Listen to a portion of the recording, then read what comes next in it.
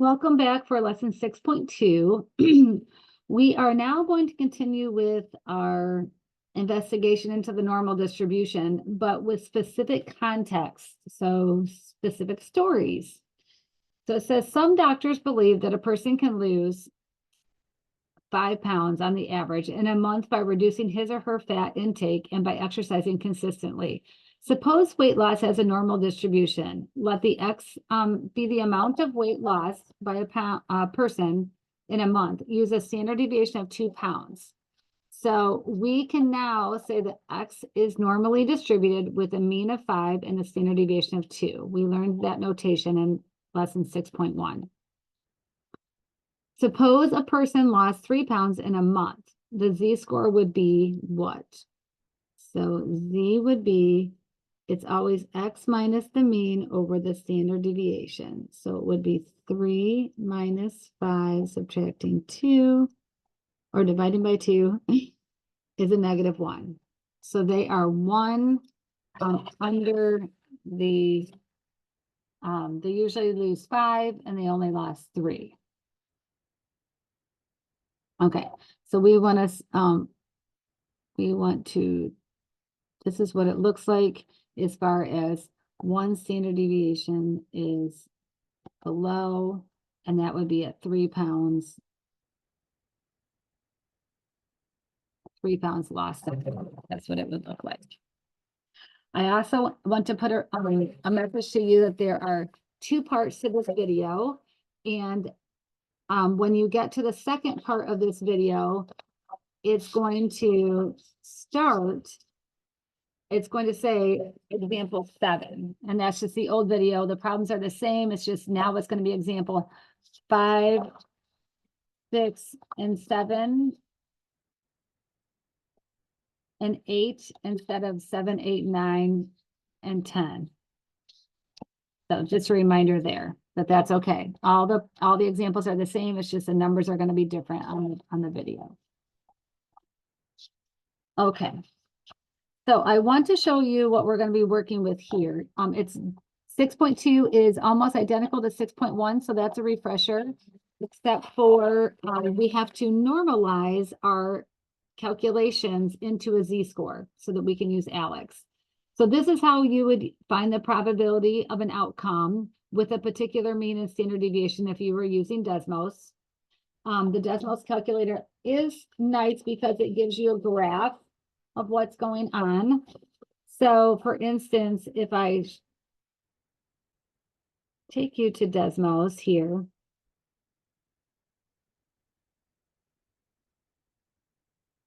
and put in normal dist, and I put in 5,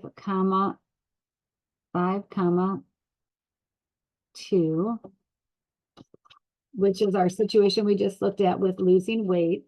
And then I click on find the cumulative distribution and hit my magnifying glass. That's what the distribution would look like for the situation where someone's losing about 5 pounds a week.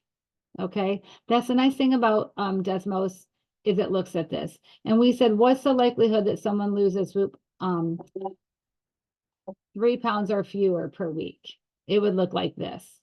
But we're doing all of our assignments in ALEKS, and so I'm mainly sharing the ALEKS calculator with you. So let's go back to our paper for a moment. Using ALEKS, it's very similar to what we did in lesson 6.1, which is awesome, except for we have to find the Z-score for the X provided. So we're going to normalize. This is called normalizing the values. And then once we do that, we're going to look at our 2 situations. If it's a less than, then we can use just our button in ALEKS. If it's a greater than, we have to use the complement, which is 1 minus our button. So let's look at example 2. So example 2 says the final exam scores in statistics class were normally distributed with a mean of 63 and a standard deviation of 5. Find the probability that a randomly selected student scored more than 65 on the exam. So we're looking for a more than 65. So the first thing we have to do is find the z-score with a score of 65. So 65 minus 63 over 5 is a z-score of 0.4. And so because it's a greater than, so that means here is the mean at 63, and we're looking at the probability of being a 64 or more. So because it's a greater, 65 or more.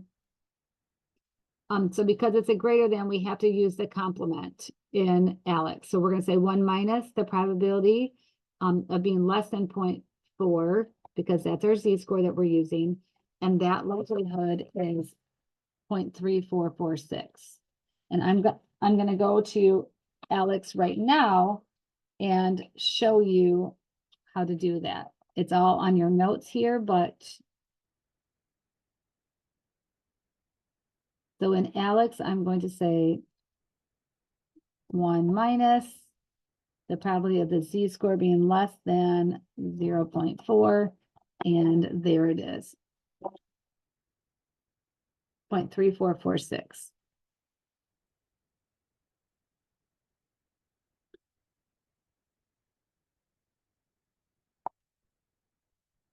Part B says, find the probability that a randomly selected student scored less than 58 on the exam.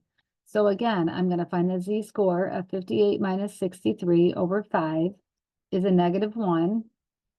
And we can check that in, it's a less than. So this is what our picture would look like. And when we put that into ALEKS, it comes out to be 0.1587. I'm going to encourage you to try that one on your own right now.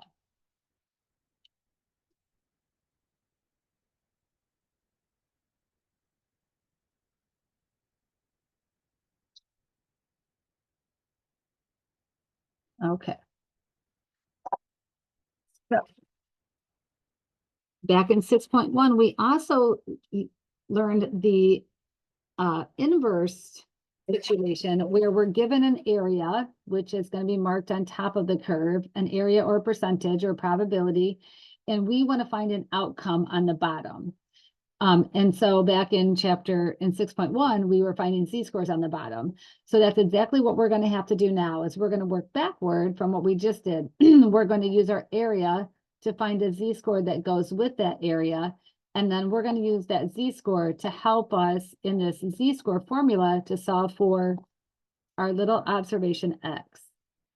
Okay, and using some algebra says that if we multiply both sides by the standard deviation, so z times the standard deviation, and then we add our mean to both sides, we can solve for X.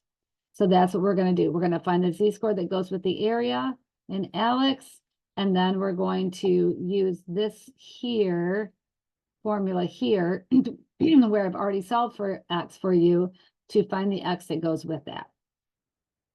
So going back to the exam score situation, we want to find the 70th percentile. So remembering back that a percentile is all of the observations below a value. And so the 70th percentile X is going to be this K here, says that 70% of the test scores are the same or lower than X and 30% are higher. So this is what the graph looks like. So we know that 70% is to the left and 30% are to the right. So I have it here in the notes. So since we are given area to the left, we use 1 minus 0.7 as our alpha to get 0.3. So we can type that in our ALEKS calculator, z of 1 minus 0.7, and it will calculate that z-score to be really the z of 0.3, which is 0.5244.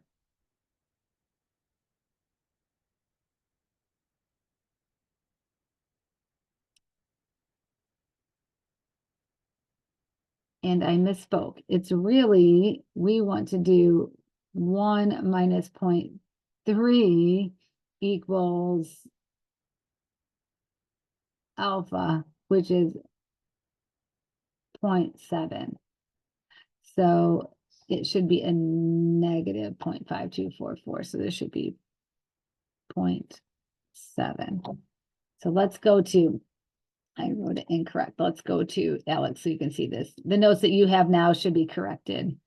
So we want to put in the z of 1 minus 0.3 to the right, which is 0.7. So it should be a negative 0.5244. And so we're going to take that negative 0.5244, and we are going to multiply it by 5. And then we're going to add 63. And so our score would be a 60.378.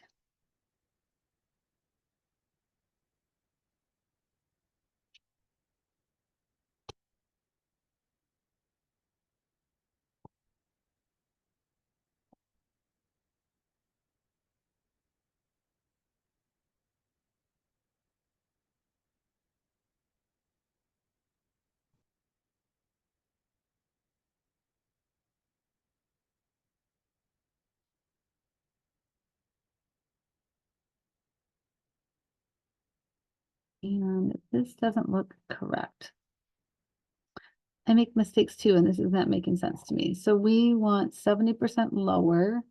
So we want 70 on the right. So this should be Z of 0.3.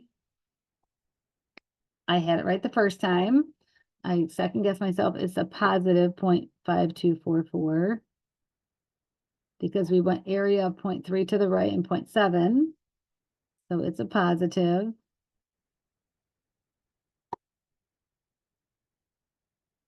And so when we have positive 0.5244 multiplied by 5 plus 63, it should be 65.622. And you will see that there in your notes here. So just as your notes have it typed, it's correct. Because alpha is 0.3 to the right, 1 minus 0.7. And so that is a 0.522 because it's just to the right of our mean. Sorry for the mix-up. I was right the first time and then I second guessed myself. Okay. So let's go back to my paper here. And so it's asking us to find the score that marks the top 10%. So this was our answer here. The top 10%. So I'm going to draw a curve. And when it says top 10%, that is going to be a score where there's 0.10 or 10% to the right. So because we have area to the right, we're looking for a Z of 0.10. So let's find that first. And Alex.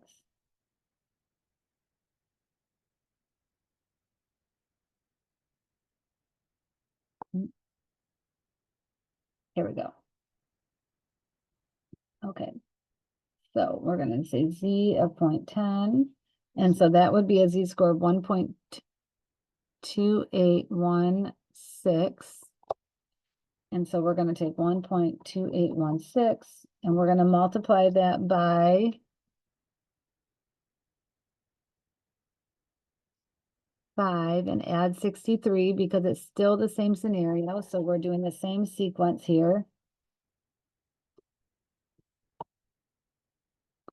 And so that should come out to be 69.4 should be the score. So if you scored 69.4 or higher on the final exam in this particular class, you were in the top 10%.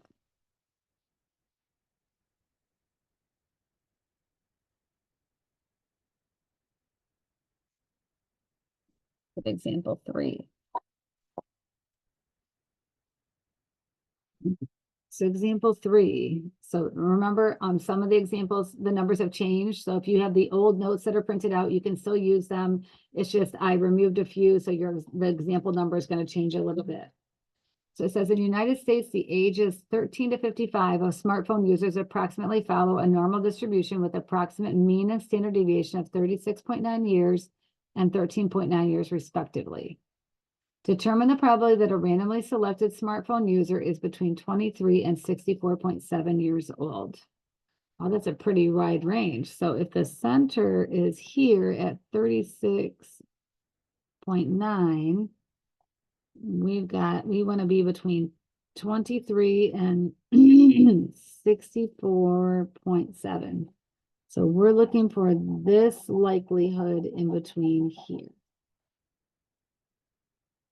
So if we go back to what we learned in 6.1, when we were doing a between, we can do everything to the left of 64.7 and then subtract away everything to the left of 23 that we don't need.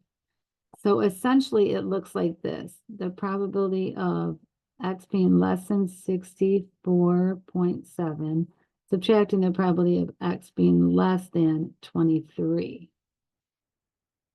So we have to normalize these first. So let's find the z-score for 64.7 and the z-score for 23. Okay, using the mean of 36.9 and the standard deviation of 13.9. So let's go to Alex to do this.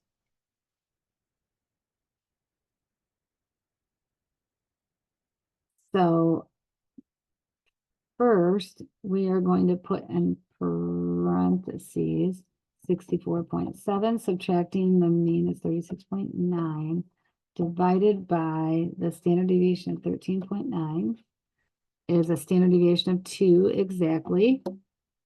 And then I'm going to undo that, and everything's the same except for this time I'm finding the z-score of a person that's 23 years old. And their z-score is a -1. So I'm going to find the probability of the 2, which is 0.9772. And then I'm going to find the probability of being less than a -1, which is 0.1587.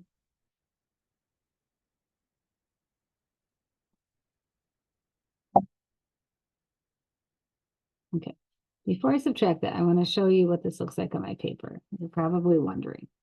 So we had their scores, and we want to find the area in between. So I had to normalize them by finding their z-scores, which we did. And then we're saying the probability of the z being less than 2, these are my z-scores now down here, 2 and a -1. So my probability of being less than 2 standard deviations is 0.9772. And then we're going to subtract away this little white area that we don't want to include, which is everything below a z-score of a -1, which is 0.1587. And when we subtract them, let's go back to Alex to do that.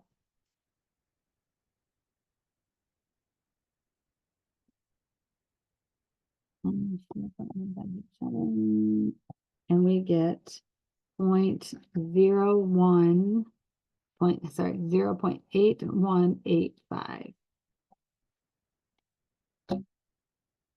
0.8185.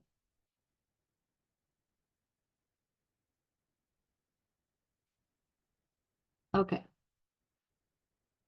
Question B. It says find the 30th percentile and interpret it in a complete sentence. Okay, 30th percentile means that we are finding 30% of the data is to the left. And so we know 50% is to the left of the center, then 30% is going to be over here. So this is 0.30. So just like the last problem, we have to find a z-score that goes with that first.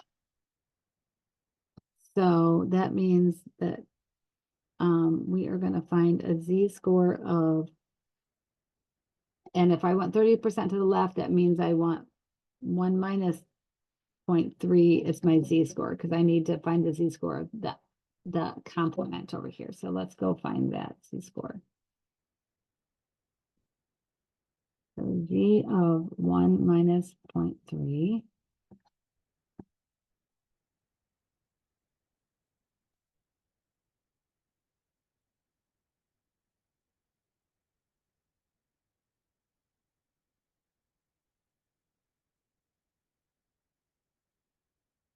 Okay, is a z-score of a negative 0.5244. A negative 0.5244. Okay. And then put this down. And then if we go back to our formula that we learned over here, we're going to take the z-score times the standard deviation plus the mean. So to find the x value, it's the z-score times the standard deviation plus the mean. So we have a negative 0.5244 times 13.9 plus 36.9. And that will give us the 30th percentile. So the z-score times the standard deviation plus the mean.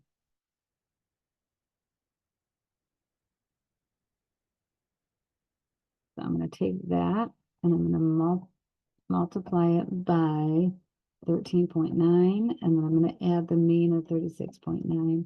And that comes out to be an x value of about 29.6.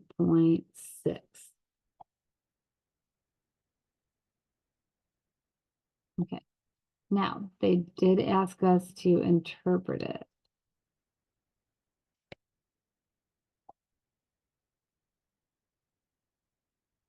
Okay, so this means that 30% of smartphone users are 29.6 years old or younger, right? Because that's what a percentile is. So 30% is over here, is 29.6 years old or younger.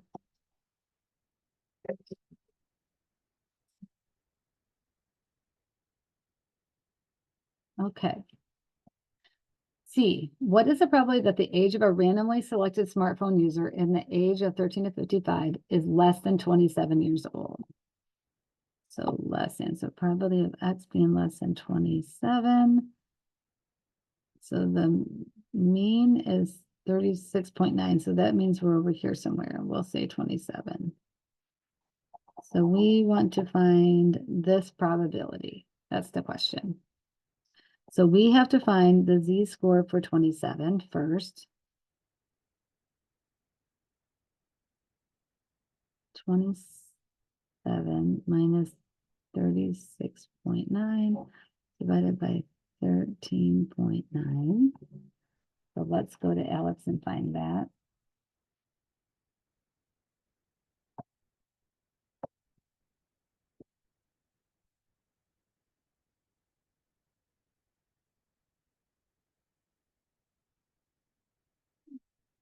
Um, 13.9. So that z-score is a negative 0.7122. And so we are going to find a probability of less than that. And that is the probability of z being less than a negative 0.7122 is approximately 0.2382. So about 23.82%.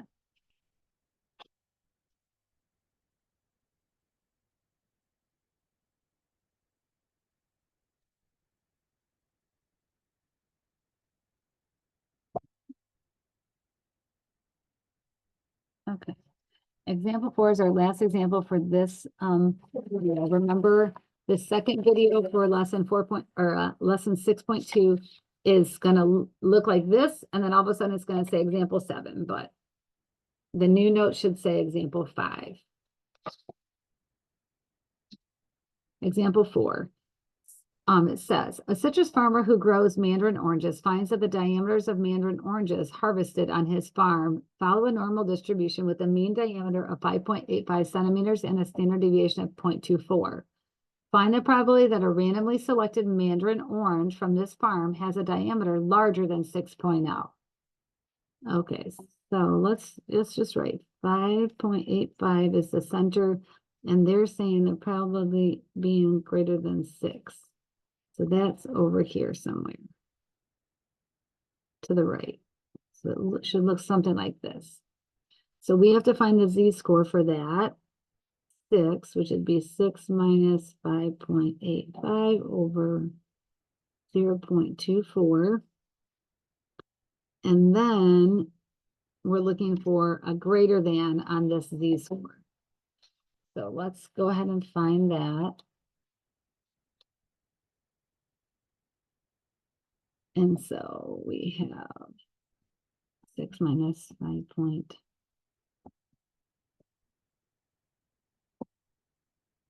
So there's our z-score, 0.625. And so we need to find the probability of a z-score being bigger than that, which means in Alex, we have to type 1 minus because we're doing a greater than. So we're going to get rid of everything below the z-score of 0.625. And so that probability is 0.2660 if you round it appropriately.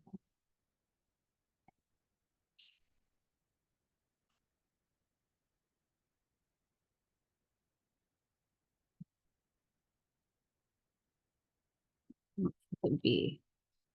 B says the middle 40% of mandarin oranges from this farm are between blank and blank. So the middle 40%, we've done some middles before. So the middle, so there is a small value of the diameter, right? It's going to be X1 over here.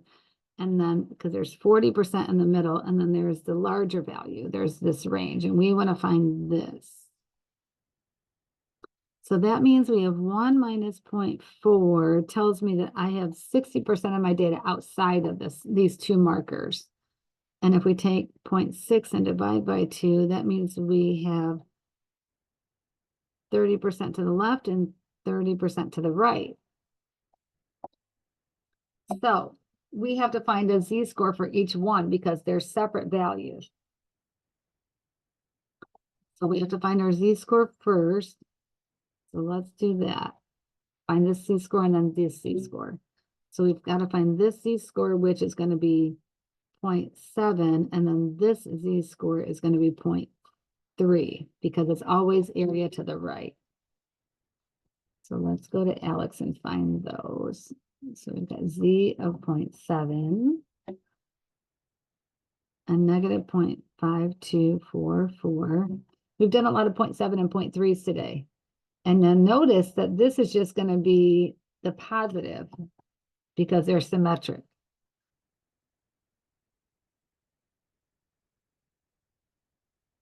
So positive 0.5244.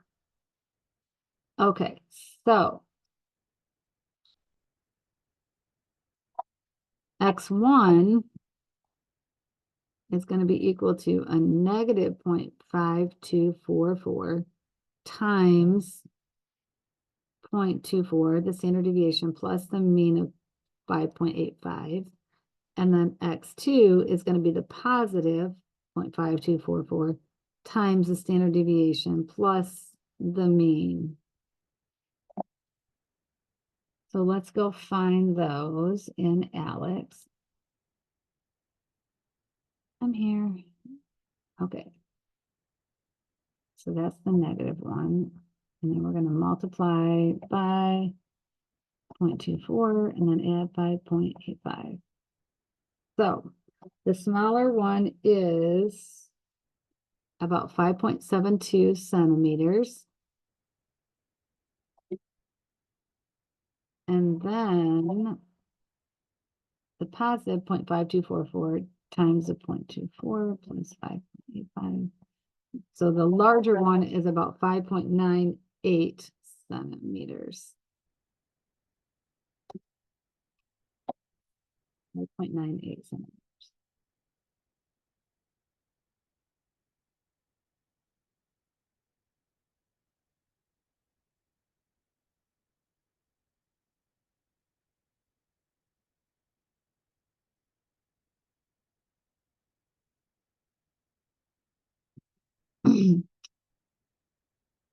Okay.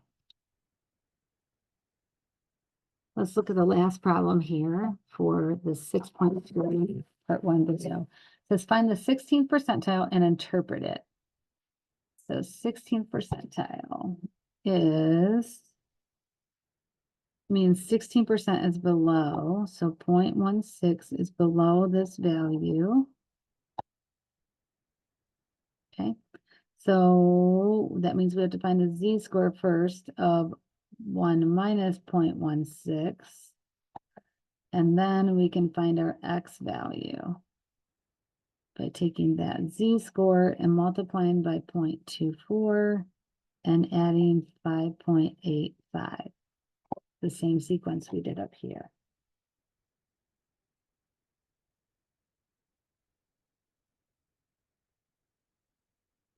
So we have the z of 1 minus 0.16. So that z is a negative 0.9945.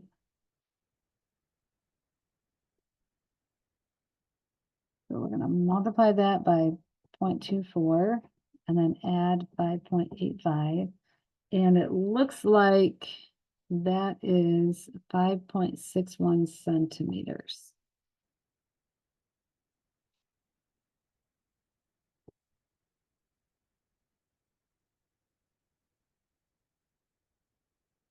So let's interpret this so that we know what we're talking about.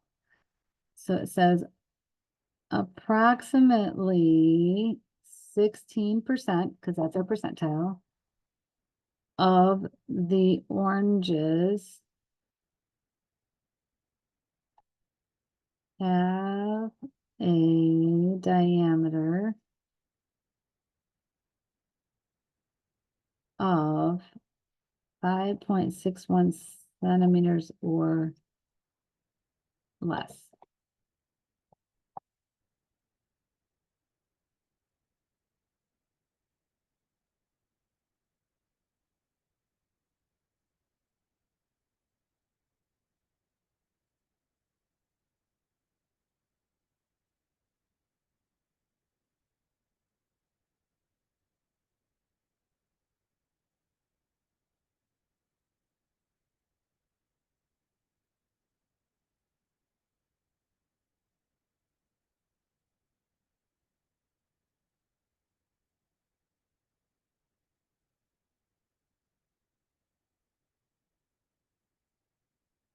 And that's all. So there will be a second video for this, and we'll start with example 5.